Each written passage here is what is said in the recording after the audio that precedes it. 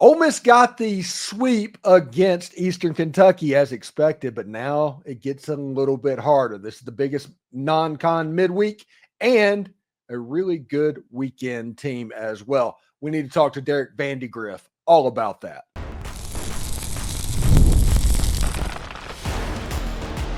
You are Locked On Ole Miss, your daily podcast on the Ole Miss Rebels, part of the Locked On Podcast Network, your team every day. Thanks for making the Locked On Ole Miss podcast your first listen every day. We're free and available wherever you get your podcast, including YouTube. We are part of the Locked On Podcast Network, your team every day. Hello, I'm Steven Willis from the Locked On Ole Miss podcast. He is Derek Vandegrift from Parts Unknown, I guess. I'm just going to say Parts Unknown. You know, this baseball season has started off really brightly for Ole Miss baseball. And it kind of ahead of where everybody thought they'd be. And a lot of that has to do with them taking 2 out of 3 in Texas. They win their midweek game. It was scary, but they won it. And then they swept Eastern Kentucky. Who were the standouts in that Eastern Kentucky series and people that you might want to talk about? Well, look, first of all, it's, obviously Hunter Elliott, right? Comes out 6 innings, 3 hits, 10 strikeouts, no walks. That was kind of the big thing we talked about last week. Hunter looked like Hunter, but he had those 3 walks in his first game against Arizona, and that was uncharacteristic of him. Cut those out against a team that was clearly overmatched. Eastern Kentucky, like we said, was picked towards the bottom of the ASUN. Wasn't expected to do a whole lot, and he went after them and he got them out. So good job for him there. One thing I found really interesting about this weekend, though, Stephen, that I haven't seen anybody talk about. This is early in the year. It's only been 2 weeks. There's a pattern emerging on Friday nights, though. It looks like Mike Bianco, Joel Mangrum, the staff as a whole, they're wanting to get through Friday nights with 2 pitchers, Hunter Elliott and Mason Morris. It's the second straight week you've seen Mason Morris come in to relieve Hunter Elliott. The Doolin Tupelo boys coming out there and handling Friday nights for the Ole Miss Rebels. Mason Morris was fantastic again this past Friday night. 3 innings, 1 hit, 3 Ks, no walks, and he ended up finishing it out. Obviously, it was a blowout. If it come to a point where we needed to get a save, I imagine you would have seen Connor Spencer like you did the previous Friday night, but we didn't. And so they did a good job saving the bullpen. Your ace went out there, and he was a true ace. And then you brought in Mason Morris, who by all accounts has been fantastic throughout the fall and leading into this season.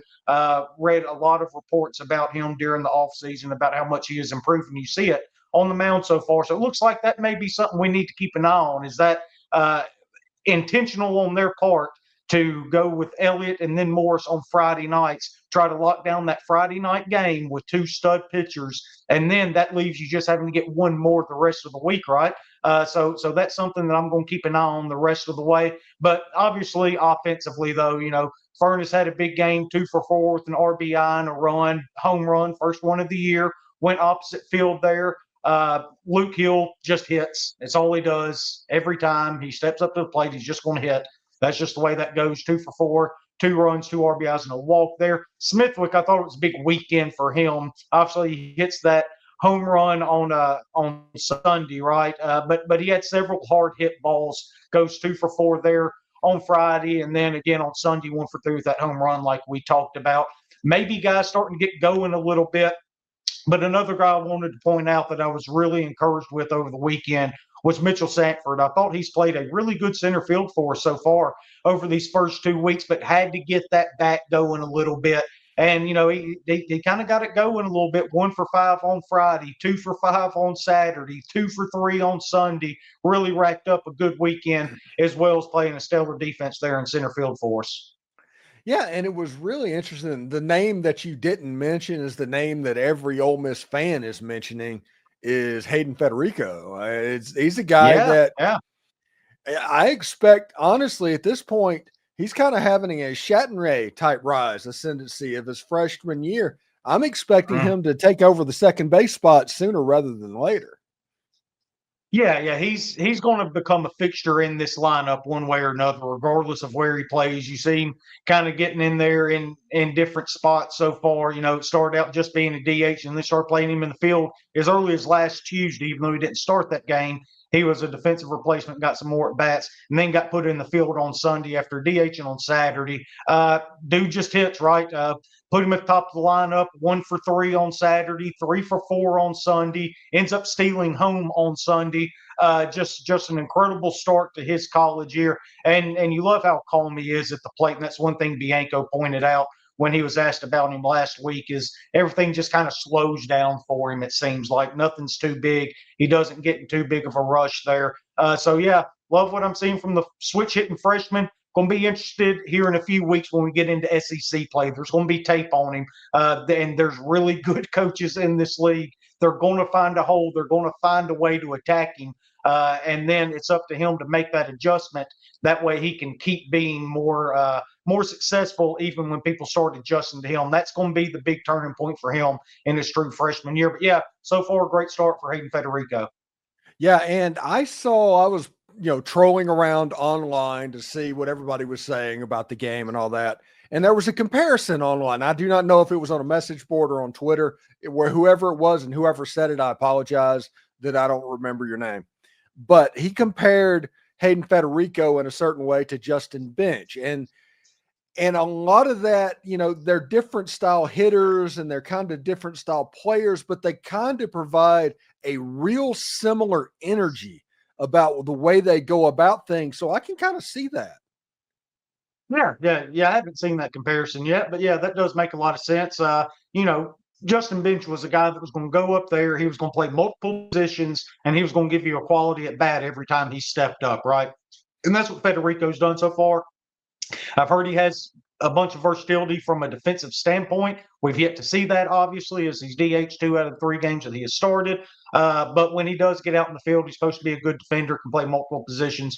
We'll be interested to see how that goes. But yeah, look, if you can get anything resembling Justin Bench out of a true freshman, then you're going to be in pretty good shape, right? Because he was one hell of a player that obviously was a big piece of that national championship team.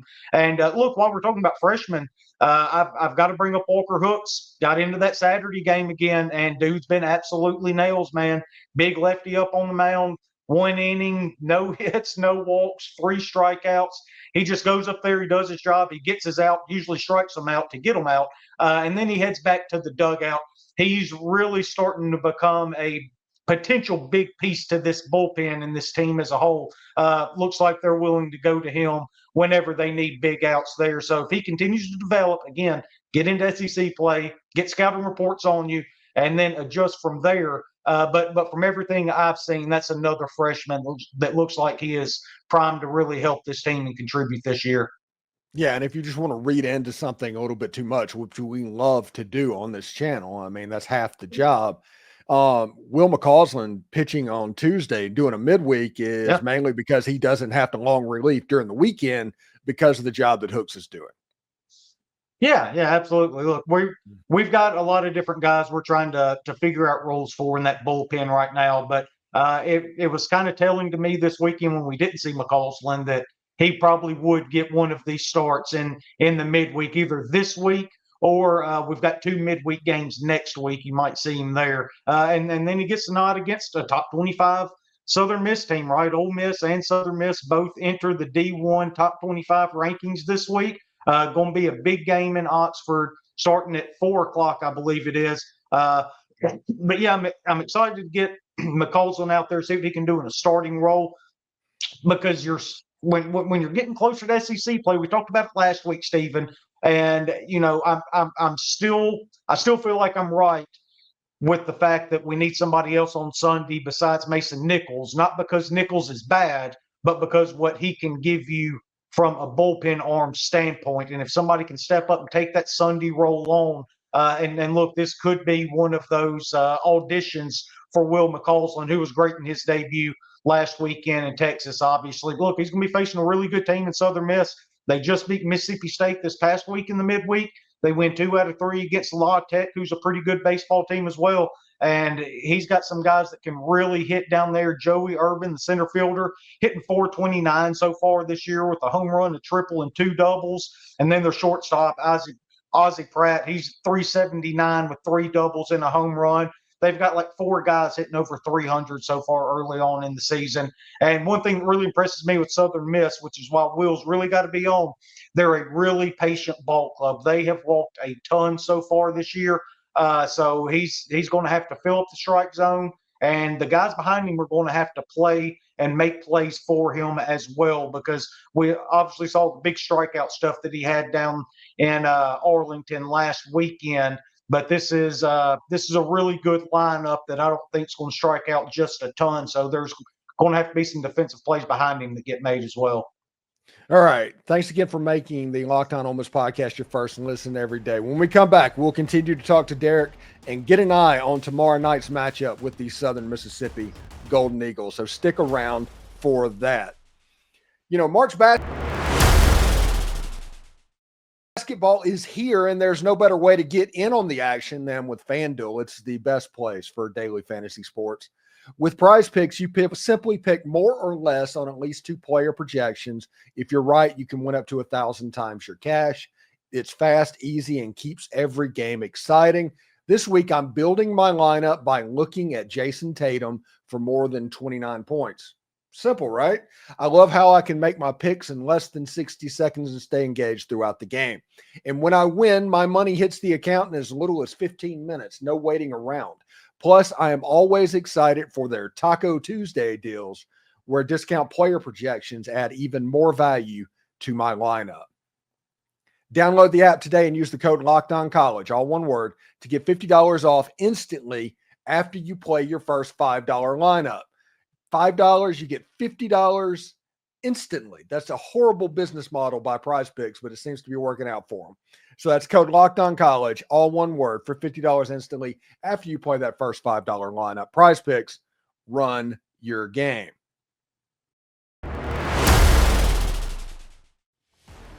All right, Dids. Southern Mississippi and Oxford in the friendly confines of Swayze Field, Oxford University Stadium. Again, we talked about Will McCausland. We saw him against, did he pitch the second game or the third? Yeah. It was the Clemson game. Clemson. Yes. He did the long relief stint there. And he did have strikeout stuff. And he needs to have a good game, because this is likely the most challenging ball team that Ole Miss is going to play that isn't an SEC team until SEC play. Yeah. This is absolutely the toughest. You take the teams out of Arlington at least. Now, Southern Miss might actually be better than Arizona. If you told me that they finished higher than Arizona, I'd buy that. Clemson's a really good ball club, though. So McCausland has seen a really good lineup already this year. And look, he's going to see another really good one. Again, this is a program that has consistently been in the mix for regionals, hosting regionals, pushing to get to Omaha. I know they get really close and don't quite get over the hump, but it doesn't change the fact that this is a really good ball club. I know we like to poke fun at Southern Miss being the little brother and all that, but people in Mississippi love their baseball, man. And right now you've got all 3 teams ranked in the top 25. This is going to be an incredibly challenging game for Will come Tuesday night, not from Mississippi. And, it's probably going to be pretty challenging for Ole Miss as well, because, we would like to see our offense really get off the mat and really get going. Weather's not going to be an excuse tomorrow night when Southern Miss rolls into town, right? It's going to be, upper to mid 60s by the time first pitch gets going. That's going to drop down into the 50s, maybe even high 40s by the time the game's over with, but you can deal with that. Going to be nice weather out there. So if you're around the Oxford area, get out there and watch your Rebels, because this is going to be a huge game. And look, one that you're probably going to be able to put on your resume by the time tournament time comes around. Because Southern Miss, after they leave Oxford, they travel to Dallas to face TCU in a 3-game set this weekend as well. So Southern Miss is playing a really good non-conference schedule leading up to their conference start here in a couple weeks. I always think about it, Southern Mississippi and Hattiesburg. I'm a South Mississippi boy. I went to high school in McGee, all down there. It's big on baseball, especially in the corridor of Oak Grove and Petal and Laurel and West Jones. That area, that little Pine Belt area of baseball, there's no doubt why Southern Mississippi is good at baseball. Yeah. And look, again, they Yeah. have been for a really, really long time, Mhm. right? They really care about baseball. And look, it's not just a Southern Mississippi; it's a Mississippi thing, Yeah. period, right? Obviously, Mississippi State kind of set the bar there for a while before Ole Miss really started investing in it. Back when they had Polk and all those guys making their runs with Palmero and Will Clark and all that, you heard about it. I hated every minute of it, but it doesn't change the fact that it happened. But Ole Miss got it going. And look, you've got Ole Miss and Mississippi State national titles here in the last, 3-4 years. Southern Miss been knocking on the door, and believe me, they want this game. They've already got the state game. Now they want this one. They want to take these games against the big Mississippi schools, the big SEC schools, and they're going to be throwing McCarty English out there on the mound, a right-hander. That dropped right before me and you started recording here. Not a big sample size from Mr. English so far this year against Lafayette. And like I told you, Stephen, not ULL, just Lafayette. This That's isn't the Lafayette. powerhouse down there. Yeah, Lafayette, yes. Yeah, there you go. 2/3 of an inning against them, 3 earned, 2 strikeouts, 1 walk, 1 hit by pitch. Obviously had a lot of control issues there. Got beat around a little bit. I thought we would see Colby Allen, the Starkville native that pitched against Mississippi State last week.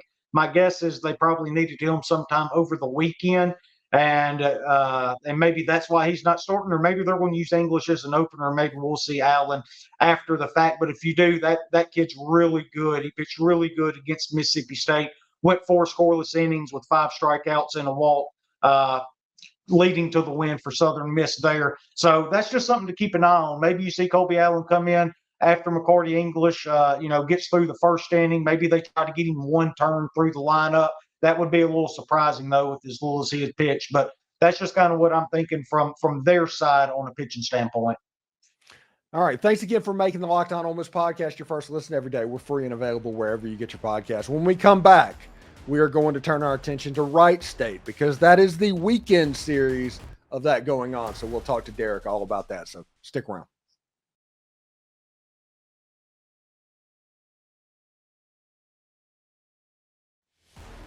All right, we are back. And this weekend series, Ole Miss takes on Wright State. Ole Miss plays Wright State actually quite a bit. It feels like they're on the schedule like about every other year. Yeah. Uh-huh. Yeah. That's definitely a team that seems to make their way to Oxford. I guess they like it. Hell, I can't blame them. I like it a lot myself. So if I was getting paid to come down there and play baseball, I guess I'd probably do it too. But yeah, Wright State, they're 2-3 overall, but that's a little deceiving. They went to Auburn, ended up getting swept. So there is something to kind of gauge yourself on. They have already traveled to an SEC stadium and played a 3-game series. Auburn handled them pretty good, though. I think it was like 11-0, 11-1, and 9-4, something like that. They really struggled to throw the ball, which was uncharacteristic of them a couple of years ago. They could really pitch it pretty well. And then it fell off last year. It seems like it hasn't gotten much better this year for them. They're projected to win the Horizon. Two years ago, it feels like they had an ace, like a real ace. Yes. Yeah. They had like a team ERA hovering around 4. And when you think of all the bullpen guys at that level, there's somebody that's bringing that way down to get it down that low with the type of schedule that Wright State always plays. Like I said, they've played Auburn. They play us in Oxford. They go to Raleigh after us to play NC State. They always play a really tough schedule out of conference. But this is a team projected to win the Horizon. They won the regular season conference title last year. They went 20-10 in conference, really played well. And there's no surprise why. They have an absolute stud at catcher, Steven. He's the projected player of the year for the Horizon League. Boston Smith, senior catcher. He's hit 375 so far this year, already got a couple of home runs. Really good defensively, though. Really controls the pitching staff well, can really throw it. Ole Miss has gotten into a habit of running a lot so far this year, right? That's one of the changes we've seen from this team. We've really tried to steal that extra base from time to time. Boston Smith's going to be a really good gauge on whether or not we've improved in that area because he's a kid that's got a really strong arm, is really good back there. And they have a freshman. We've talked about Walker Hooks and Federico, right? but they've got a really good freshman in their own right. Hunter Warren plays second base for them. He's played every game for them so far, and he's hitting 526. There's not much beyond that, not a lot of power, not a lot of extra base hits, but he's getting on base. He's not striking out. He's putting the bat on the ball, and he's finding holes.